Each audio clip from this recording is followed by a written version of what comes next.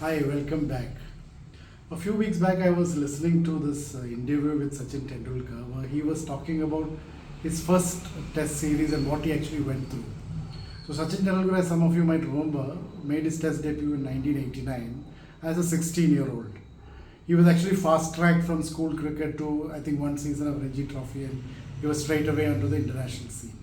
So he made his debut against Pakistan, and Pakistan had a very fearsome pace attack in those days, led by Imran Khan, Wasim Akram, and Waqar Younis.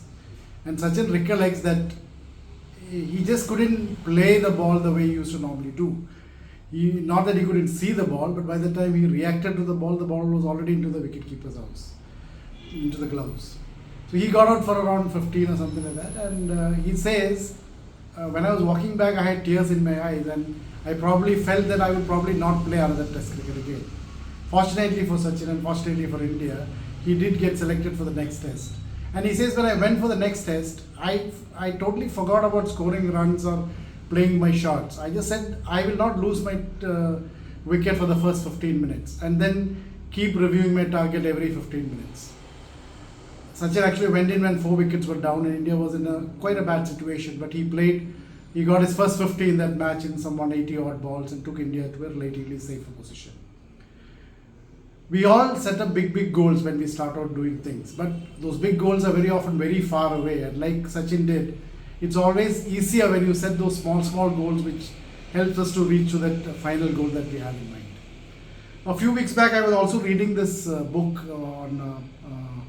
on the seagull, the Jonathan Seagull book, where it talks about, seagulls as birds normally don't really master the art of flying. They just learn the basics of flying so that they can go and catch their prey and come back to the flock. So there was this one seagull who was very, just loved flying, and he would love flying throughout the day. But so he wanted to learn more and more about flying. So like all of us, when we set out to do something new, he had this self-doubts that came up in his mind. My wings are very small, my body is this shape, will I be able to do all these things as a seagull? But once he started doing those small things, that small daily, he increased his dive speed from 60 to 70 to 80. He mastered the art of tracking down and all that. So what happened next was, the other people in the flock looked at him and said, you are a seagull, you're not supposed to, master the art of flying. You're just supposed to know flying. I'm sure this is something all of us relate to when we do something very new. A lot of people come back and say, why are you getting into this? So with each window, the seagull discovered new things, and which made him into a master in flying. He learned to sleep while flying, and so on and so forth, till he became, getting pupils under him. So like this, every day, when we set out doing something, there are these small windows of opportunities which come in front of us. Sometimes we don't see those windows because we are not prepared for those windows, or we are not ready to get into that next level. Or sometimes we choose to ignore those windows because we feel it's too much of work, so why should I get into it?